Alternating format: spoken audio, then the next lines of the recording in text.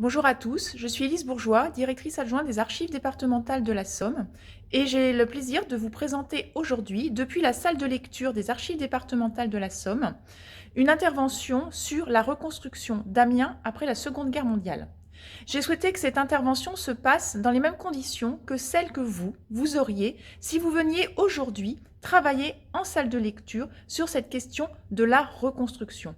Alors je vais essayer de vous faire découvrir les coulisses de la recherche en archives départementales et bien entendu de vous montrer quelques documents sur ce thème de la reconstruction à Amiens après la Seconde Guerre mondiale.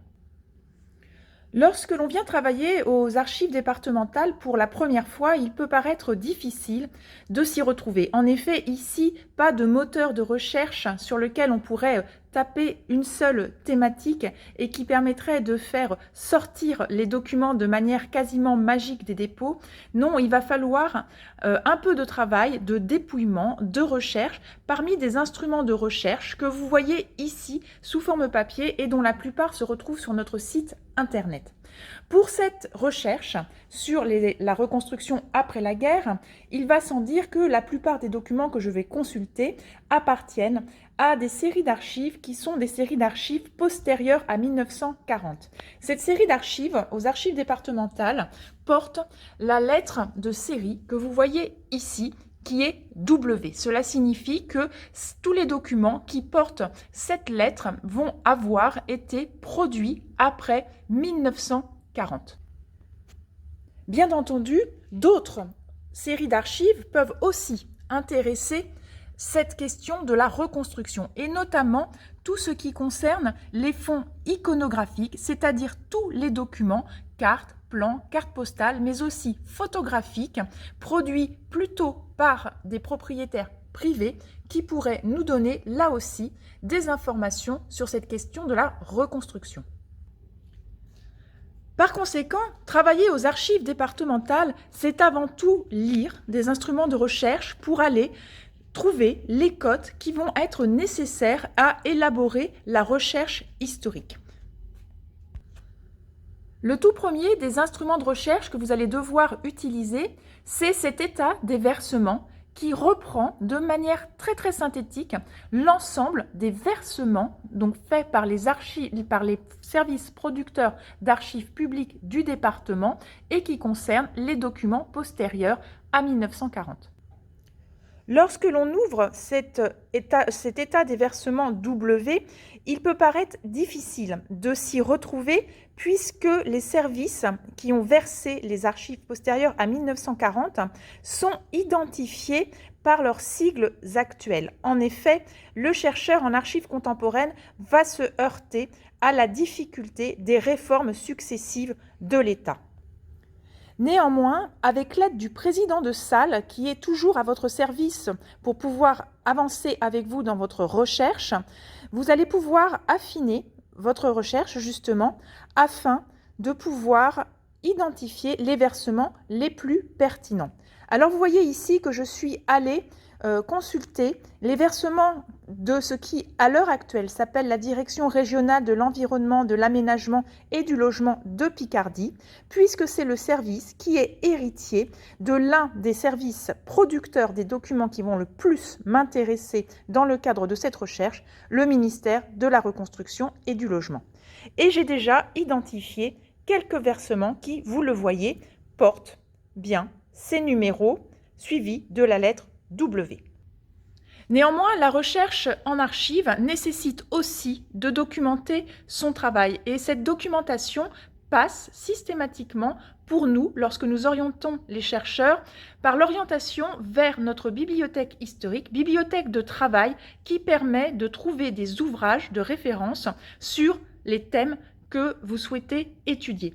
Donc forcément, lorsque j'ai imaginé ce sujet aujourd'hui, je suis allée dans notre bibliothèque historique et j'ai trouvé quelques ouvrages qui peuvent d'ores et déjà m'orienter, m'aiguiller et identifier déjà des pistes de recherche, savoir des travaux qui ont déjà été réalisés ou non sur le sujet de la reconstruction. Ce travail sur les archives et les documents déjà produits, en fait, eh bien, il est intéressant et vous voyez que j'ai des remontées, des dépôts pour vous les présenter ici. 3 ouvrages de formes différentes matériellement et qui concernent le sujet de la reconstruction à Amiens après la Seconde Guerre mondiale. Je vais aller du plus général au plus particulier. Tout d'abord, un ouvrage collectif intitulé Le Nord de la France, laboratoire de la ville, 3 reconstructions, Amiens, Dunkerque et Maubeuge. Et c'est vrai que cet ouvrage peut permettre de se rendre compte que les 3 projets de reconstruction sont radicalement différents et donnent lieu à des réalisations, mais aussi des centres urbains totalement différents. Ce qui est extrêmement intéressant dans ce type d'ouvrage, c'est effectivement le commentaire historique que vous voyez ici sur la page de droite, mais aussi souvent toutes les notes qui accompagnent l'ouvrage et qui sont faites des sources archivistiques qui ont permis la réalisation de cette synthèse. Autre source intéressante, ce mémoire élaboré en fin d'études par M. Desjonquers et qui concerne l'élaboration par Pierre Dufaux de plans de reconstruction d'Amiens entre 1940 et 1962. Donc on rentre là plus précisément dans le sujet avec un mémoire qui est un mémoire d'architecte urbaniste et qui reprend à travers cette étude l'action que Pierre Dufaux a pu avoir à Amiens durant une période, vous l'avez compris, qui est assez longue. Enfin, dernier travail que j'ai remonté pour vous de la bibliothèque historique, c'est cette présentation par Agathe Fortier de La Tour Perret, Rêve au cauchemar, que je trouve particulièrement originale dans sa forme, dans son formalisme, puisque Madame Fortier a réutilisé un demi-format A4 afin que la matérialité de son mémoire colle parfaitement à l'objet de son sujet. Alors ce sujet est particulièrement bien étudié de manière extrêmement exhaustive et reprend l'ensemble des informations historiques sur la construction de la Tour Perret. Alors je voudrais vous montrer certaines des paginations de Madame Fortier qui en fait a été obligée de plier même voilà, certaines pages de son ouvrage. Voilà, afin de pouvoir faire y entrer l'ensemble des informations. Mais vous pouvez le constater, cet ouvrage est déjà une excellente synthèse sur cette question de la Tour Perret à Amiens et pose bien là la problématique rêve ou cauchemar.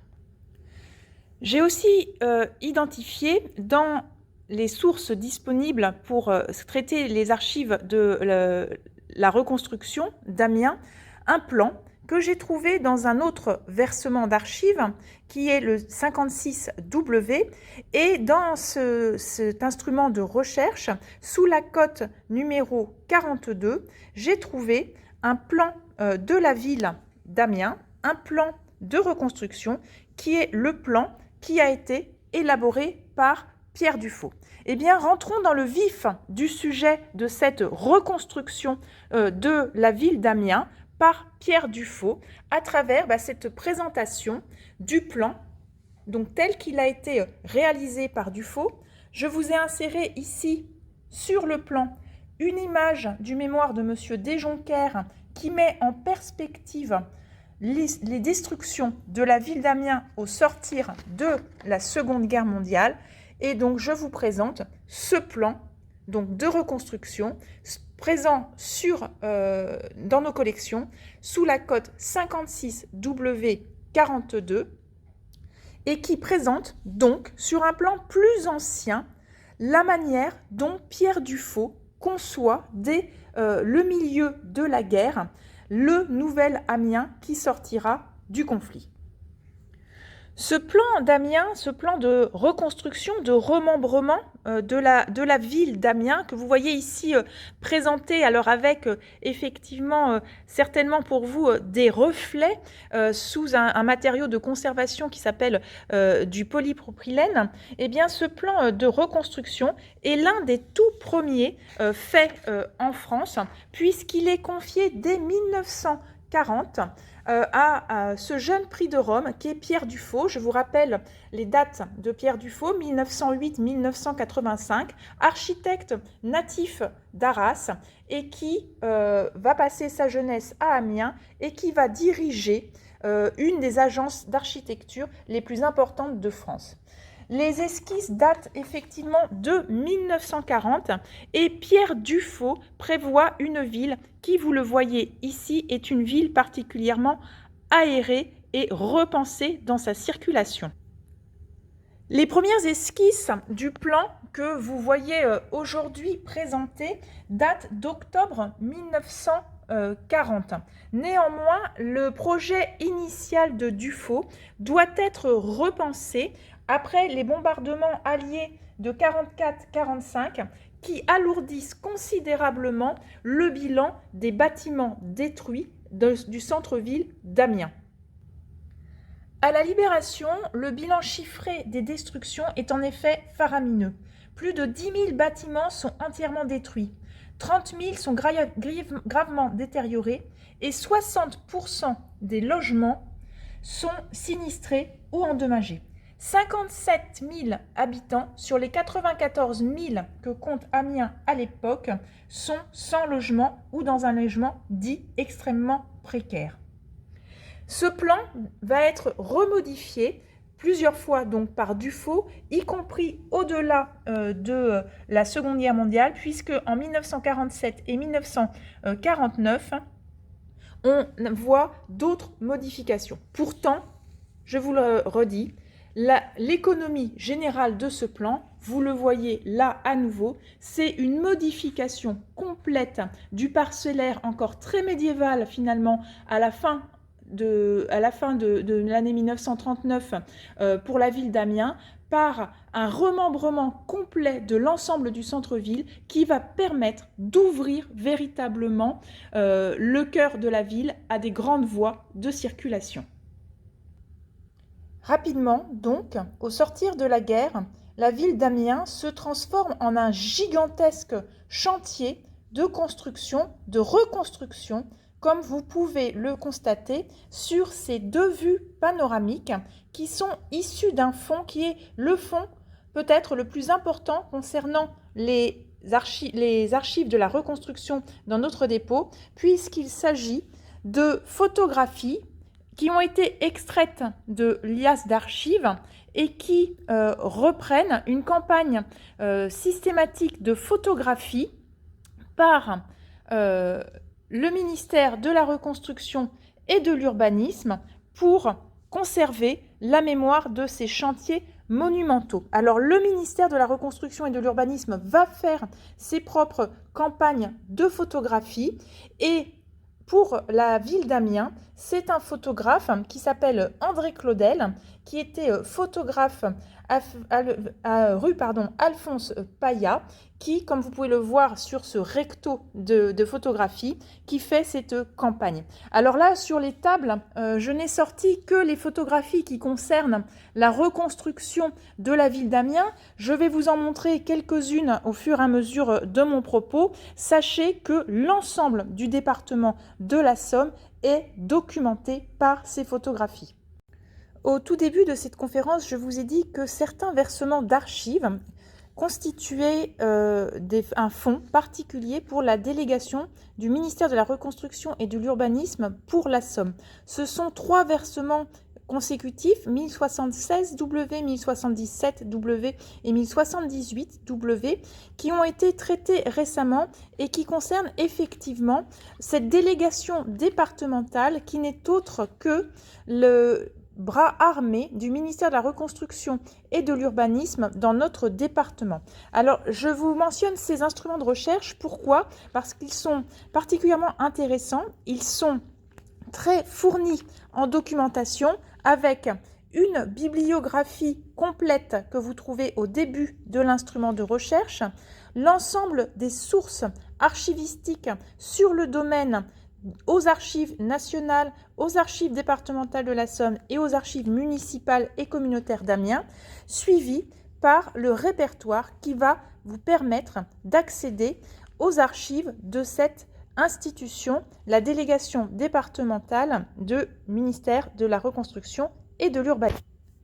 Les documents cotés sous ce versement 1077W sont essentiellement des registres de PV de cette délégation départementale du ministère non plus identifié comme étant ministère de la Reconstruction et de l'Urbanisme. Alors vous l'avez ici au tout début, et puis ici on voit apparaître un L, ce qui est extrêmement intéressant. L'archiviste doit absolument tout regarder lorsqu'il examine des documents. Eh bien vous voyez que pour les deux premiers ouvrages reliés, il s'agit des années 46 et 48, et en 1952, ce ministère a changé de dénomination. Il s'appelle désormais ministère de la Reconstruction et du Logement. Voyons ce que contiennent ces registres. Le premier d'entre eux, daté de 1946, contient l'intégralité des débats de cette délégation départementale de la reconstruction. Nous sommes en 1946. Vous voyez que la commission se réunit le samedi 26 octobre 1946, pour dresser une sorte de bilan des réalisations de la reconstruction durant l'année 46 à Amiens. Nombre de personnalités connues, bien connues de notre département sont dans cette commission départementale. Je vous laisse prendre connaissance et lire, mais notamment on retrouve Max Lejeune, président du Conseil général, mais aussi d'autres membres du Conseil de la commission départementale de la reconstruction. Et on voit aussi que le délégué départemental est assisté de 3 personnes qui correspondent, en fait, ces 3 personnes, aux 3 bureaux de sa délégation départementale. Alors forcément, tous ces comptes rendus sont particulièrement intéressants puisqu'ils reprennent de manière exhaustive l'ensemble des délibérations, l'ensemble des thèmes qui sont examinés au fur et à mesure. Alors donc Monsieur Cazot, délégué départemental de l'époque, parle des constructions provisoires, pour dire que ces constructions provisoires sont en voie d'achèvement en fait à Amiens en 1946. On essaye de ne plus en avoir. On parle de construction d'État, j'y reviendrai tout à la fin de cette conférence. C'est du papier qui est un papier extrêmement fragile, du papier pelure de l'époque. On revient sur les constructions provisoires et la réunion se conclut. Alors vous avez vu elle mentionnait sur la première page, ce procès-verbal de réunion mentionnait que c'était confidentiel. J'essaye de manier ce document avec extrêmement de précaution puisque donc c'est du papier reliure. Et voilà. Ce qui est intéressant aussi de noter, c'est que nombre de ces réunions se concluent par des visites sur place. Et pourquoi ? Parce que cette délégation départementale, qui est, donc je vous le répète, une sorte de ministère de la reconstruction et de l'urbanisme en département, fait exactement la même chose que ce que fait le MRU de manière nationale, c'est-à-dire de la publicité, quasiment de la propagande pour tout ce qui est fait, puisque on va vite se rendre compte qu'en fait, les gens qui sont dans des logements précaires, provisoires, des abris de fortune, ont du mal à passer dans ces nouveaux logements qui sont créés lors de des campagnes de reconstruction. Et c'est peut-être d'autres volumes qui vont nous aider.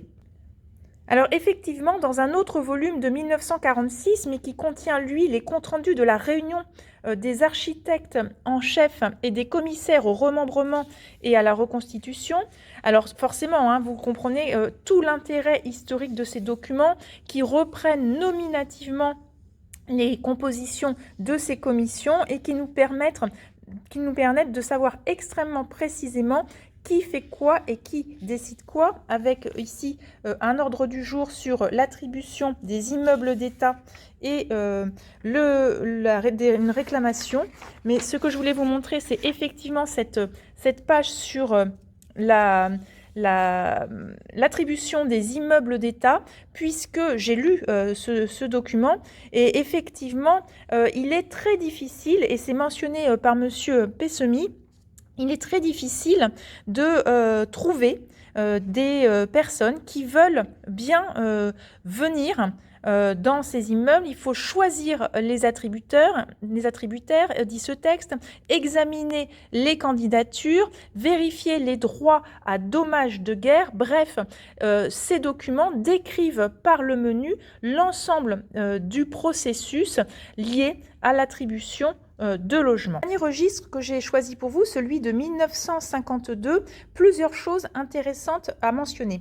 Tout d'abord, cette question des appartements non attribués, où un dialogue visiblement s'instaure en commission entre M. Fouasse et M. Goret sur la manière dont se passe l'attribution de logements aux sinistrés. M. Fouasse mentionne qu'une centaine d'appartements pour un îlot restent à attribuer. Ils sont toujours vacants. Et M. Goret émet une solution qui me semble être extrêmement pertinente et correspondre à un état d'esprit difficile à combattre au sortir de la guerre. Alors, à savoir qu'on est dans des logements qui sont désormais des logements collectif, donc avec des charges de copropriété. Vous le voyez, M. Goret mentionne les charges d'ascenseur et de chauffage central. Alors ce sont certes des avancées, de même que les logements qui sont prévus avec des salles de bain systématiques. Néanmoins, ces charges semblent être trop importantes pour les sinistrés qui n'ont pas les moyens de se payer ce type de logement. Au-delà de ça, c'est vrai qu'il est difficile pour les Amiénois, au sortir de la guerre, de passer des logements individuels à des logements collectifs.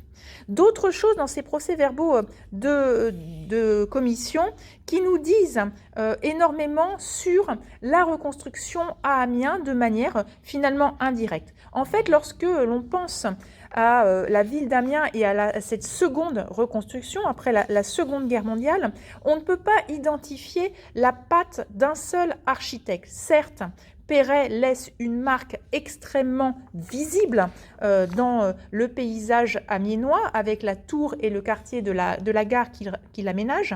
J'y reviendrai bien évidemment, mais c'est surtout ces procès-verbaux qui nous montrent que les projets sont soumis à un nombre important d'architectes différents qui mènent leurs propres projets en s'associant les uns avec les autres. Donc vous voyez ici Dufaux et Évrard qui s'associent ensemble, Dufaux et Mazeran qui s'associent pour un autre projet.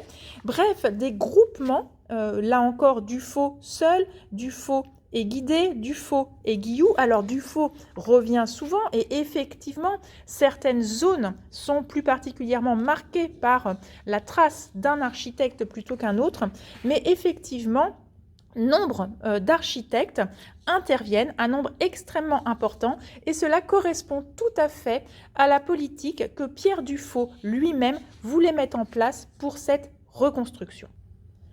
Alors, qui dit ministère de la Reconstruction et délégation départementale à la reconstruction, dit bien entendu locaux adéquats pour pouvoir accueillir l'ensemble du public. Eh bien, cette délégation départementale, elle aussi, doit faire construire un bâtiment que les Amiénois connaissent puisqu'il est toujours présent dans le paysage amiénois. C'est la cité administrative qui est située au 56 rue Jules Barny et pour lesquelles vous voyez ici toute une série de photos de sa construction avec d'autres photos qui sont un peu plus détaillées sur la manière dont s'organisent les bureaux. Alors vous voyez que au sortir de la guerre, on travaille déjà en open space. Ça, c'est une notion assez novatrice avec des gens qui examinent de manière extrêmement minutieuse. Je zoome sur la photo pour que vous voyez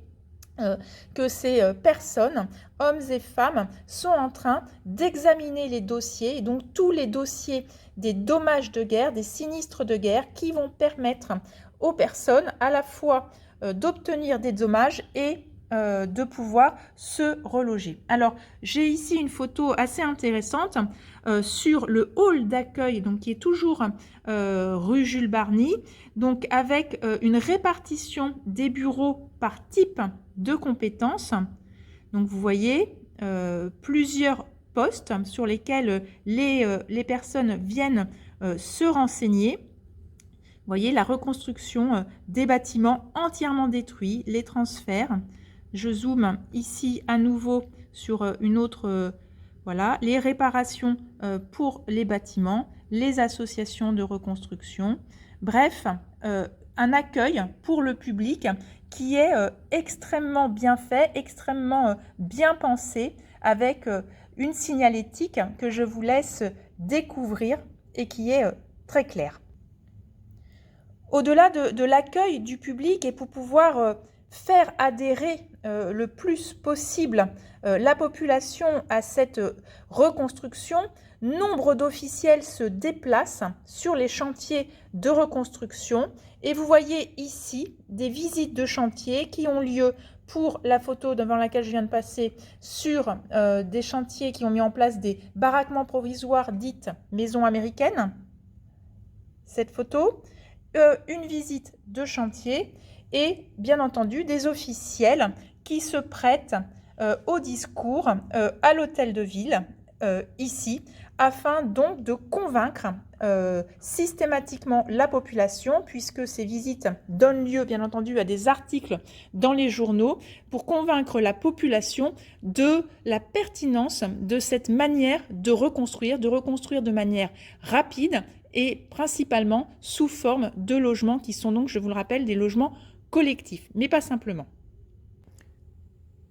Comme vous avez pu le constater sur les photos précédentes, les bureaux de la délégation départementale du ministère de la Reconstruction et de l'Urbanisme accueillent du public, certes, mais surtout, leur travail est d'instruire les dossiers des sinistrés de guerre. Donc ces dossiers sont entièrement répertoriés dans là encore, un instrument de recherche qui reprend l'ensemble des cotes de ce versement, 1272 W. Retenez bien ce chiffre si vous souhaitez travailler sur la reconstruction et les dommages de guerre pour la période 39-45. Donc ce versement est extrêmement important puisqu'il reprend les éléments pour 70 mètres linéaires de dossiers qui ont été traités donc par les agents que vous voyez, que vous avez vus dans les photos précédentes. Donc je n'ai pas pris l'ensemble des 70 mètres linéaires qui sont conservés dans les sous-sols de la rue Saint-Fucien. Je vous ai juste sélectionné au hasard l'un de ces dossiers, c'est le dossier de dommages de guerre demandé par la ville d'Amiens au sujet du nouvel hôpital. Et vous le voyez, chacun de ces dossiers est parfaitement codifié afin d'être identifié et classé pour être instruit. Alors nous allons ouvrir le dossier et voir de quoi il se constitue.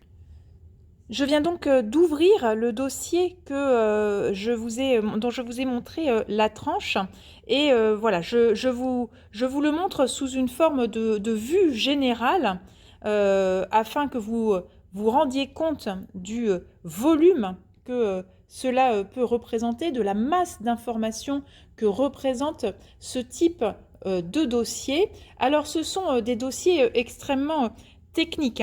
Là, nous sommes sur des dommages de guerre donc pour le nouvel hôpital d'Amiens, actuellement le CHU Nord.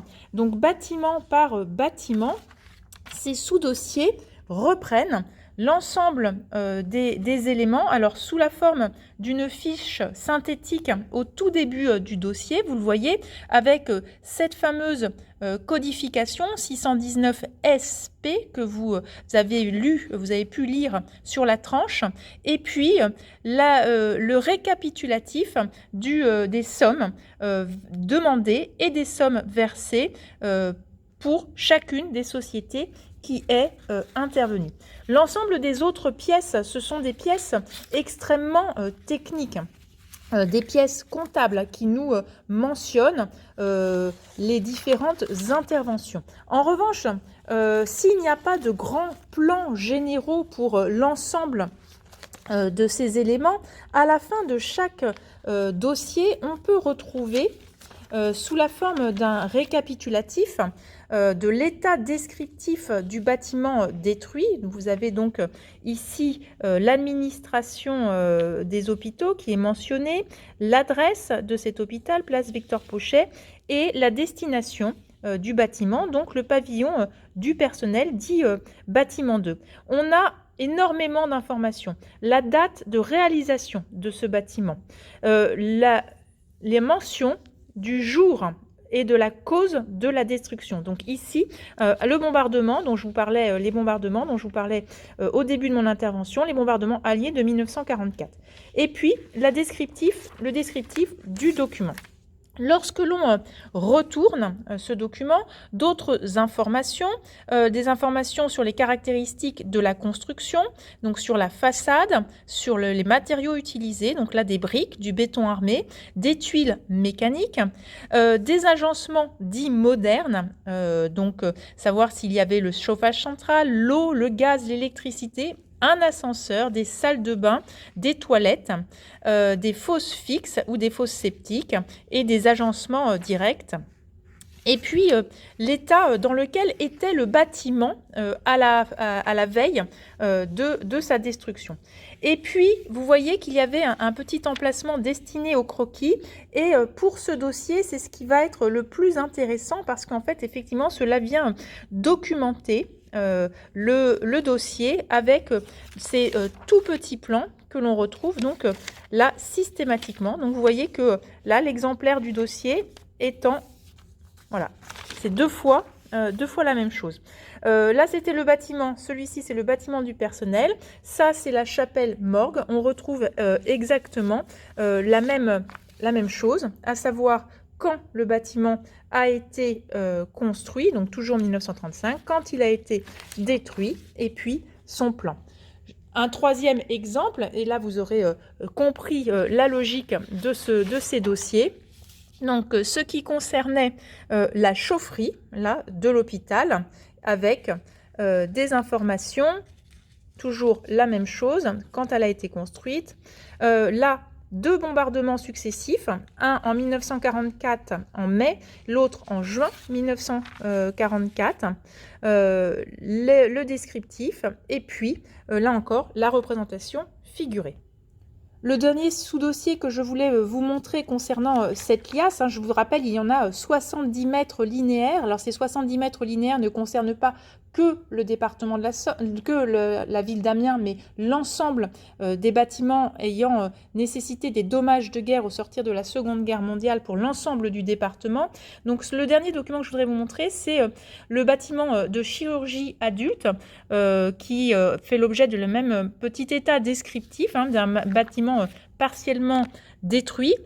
Donc chirurgie adulte, 1935, bombardement en mai 1940, bombardement aérien en juin 1944 et bombardement d'artillerie en août, le 31 août 1944, donc en pleine libération d'Amiens. Et alors là, le plan s'agrandit forcément par rapport à ce que j'ai pu vous montrer au départ, avec un plan qui est plus détaillé et qui reprend à la fois en élévation et de manière alors succincte, parce que c'est la version mini du plan d'architecte beaucoup plus large. Mais voilà, ça donne des indications, une trace de ces bâtiments, des travaux qui ont été nécessaires. Alors je referme ce document, mais je voudrais quand même vous montrer que ce dossier pour la chirurgie et chirurgie adulte est l'un des plus importants. Il reprend bien entendu l'ensemble des mémoires fournis par les entreprises pour les travaux qui sont réalisés, donc qui mériteraient d'être entièrement dépouillés. Et vous avez ici, alors là aussi, vous voyez qu'on est dans un bâtiment qui est beaucoup plus important et qui a vu intervenir beaucoup plus d'entreprises ou de corps de métier. Donc, les différents sinistres et puis les dates de réalisation et d'avancée des réparations faites par les dites entreprises. Lorsque l'on fait face à des chantiers aussi vastes avec autant d'entreprises, il faut bien entendu trouver des solutions et des solutions techniques. On entre donc dans la voie de la standardisation et vous avez ici 4 photographies qui sont des vues de l'intérieur d'usines implantées à Amiens pour standardiser au maximum les différents processus de fabrication et notamment le stockage. Donc vous savez que l'une des caractéristiques de la reconstruction d'Amiens, et notamment c'est ce qui se voit lorsque l'on passe rue Jules Barny sur le bâtiment du centre administratif départemental, c'est la réutilisation des briques pour créer des parpaings de couleur rose. La réutilisation aussi, donc les parpaings que l'on voit ici, la réutilisation aussi des briques qui proviennent des bâtiments que l'on a pu, qui ont pu être détruits pour faire ce que l'on appelle des bricaillons et donc venir consolider les fondations. Cette standardisation ne s'applique pas qu'aux matériaux de construction, elle s'applique aussi au mobilier et vous voyez aussi ici des propositions très années 50 forcément de ce mobilier totalement standardisé, reproductible, extrêmement simple dans ces formes. Vous avez ici un lieu de stockage. C'est ces mobiliers qui vont venir notamment fournir les bureaux du centre de la délégation départementale du MRU. On peut imaginez maintenant, une fois que l'on a dressé ce portrait, faire un focus, ou plutôt sur deux emblèmes que sont à Amiens, la tour Perret et les Isaïes. Je vous emmène. Lorsque Perret se met à penser la tour qui porte désormais son nom à Amiens, il n'en est pas à son premier coup d'essai. En effet, ses frères et lui développent depuis déjà quelques années une architecture verticale extrêmement intéressante et Perret a déjà construit une tour à Grenoble en 1924 à l'occasion de l'exposition universelle de 1925 et ses frères, les deux frères Perret, Auguste et Gustave, réalisent à ce moment-là la première tour en béton construite en Europe, haute de 95 mètres. Perret, dès la conception du plan de Dufaux, va être missionné pour reconstruire le quartier de la place Fiquet, donc la place de la gare d'Amiens. Si la tour est pensée par Auguste Perret dès 1941, le chantier, lui, ne commence que le 15 novembre 1949. Elle est conçue à l'époque comme la tour la plus haute construite en béton armé et donc l'architecte va tenter un défi en matière de construction. Pourtant, l'incompréhension est totale des Amiénois vis-à-vis de ce projet. Vous avez ici des vues du chantier et du ferraillage de ce chantier, même si Perret essaye de fonder cette proposition architecturale comme étant une sorte de symbole de la résurrection d'Amiens, la population reste extrêmement hermétique, voire inquiète face à la hauteur, d'autant plus que la ville, je ne me cesse de vous le dire depuis le début de mon propos, la ville était faite essentiellement d'habitats individuels et d'habitats individuels extrêmement bas, peu d'immeubles de grande hauteur. Donc le projet paraît disproportionné tant par sa taille, mais aussi par son coût.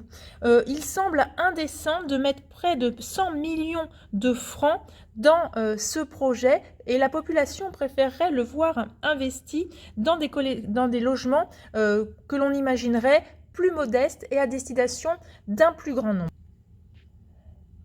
Vous avez ici une vue depuis assez vertigineuse depuis le bas vers le ciel de l'une des cages d'escalier et je souhaitais finir ce propos sur la tour Perret par l'image de la place Alphonse Fiquet au tout début de la construction. Donc vous voyez encore la flèche de la cathédrale et cette place qui est vierge. Et puis la proposition donc qui est faite et qui est réalisée par Perret de cette tour qui au départ faisait 104 mètres et qui est comme le reste des constructions de cette époque, de ces architectes, un isaïe, un immeuble sans affectation immédiate. J'y reviendrai dans mon deuxième exemple. C'est-à-dire que lorsque Perret fait cette proposition, il n'a aucune idée de quel type d'habitat il va s'agir. Est-ce que ce seront des bureaux? Est-ce que ce seront des logements? Est-ce que ce seront des commerces? Est-ce que ce sera un mix de tout ça? Eh bien, il ne le sait pas. Et c'est ça aussi, très certainement, qui va décontenancer les Amiénois. La polémique est terrible sur cette tour Perret. Cela remonte de niveau national. Des débats à l'Assemblée nationale ont lieu et on se pose la question de savoir ce qui va être fait de cette fameuse tour. On imagine même, il faut vous dire qu'on devait être désespéré d'y installer les archives départementales qui étaient trop à l'étroit dans leurs propres locaux. Le sujet va être rapidement abandonné en ce qui concerne les archives et la tour va se transformer après son acquisition par un promoteur privé en un lieu mixte de bureaux, de commerce, voire même d'implantation de certaines administrations. Bien sûr, évoquer la reconstruction d'Amiens sans évoquer ces immeubles que vous voyez ici et qui sont toujours connus actuellement sous leur dénomination de ISAI, ISAI. On aurait pu les appeler les ICE. Ça n'aurait pas de sens. Donc ces ISAI, ces immeubles sans affectation immédiate ou immeubles collectifs d'État portent bien leur nom. Malgré ces acronymes, immeubles sans affectation immédiate, immeubles collectif d'État, il ne s'agit pas pourtant de logement social, loin de là. Ce sont des habitats de type collectif, mais ce sont des copropriétés privées.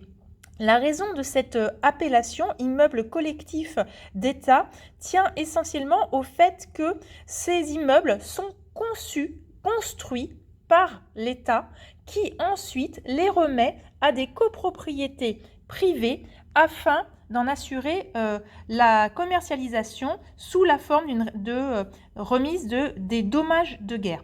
Je réexplique le principe. L'État construit ces immeubles, puis les remet à des syndics de copropriété privés en échange des sommes que ces syndics de copropriété ont reçues au titre des dommages de guerre. Donc effectivement, là, on a un ensemble qui a été construit par Dufaux lui-même et qui correspond parfaitement à la philosophie que Dufaux se faisait de ce type d'immeuble et de la nécessité architecturale qui était la sienne. En effet, pour Dufaux, il ne suffit pas de multiplier le nombre des logements et d'améliorer leur qualité. Il faut que ces logements soient édifiés aux emplacements les plus favorables, tant pour le bon rendement des activités productrices que pour le bien-être et l'épanouissement des individus. Les logements doivent être disposés en relation avec les lieux de travail, avec les centres culturels.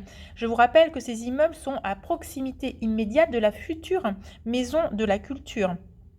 Les espaces libres et les voies de circulation doivent être fonctionnels afin que la population puisse circuler mais aussi s'épanouir. Je vous laisse repenser au grand boulevard qui jouxte ces deux Isaïe du boulevard Féderme.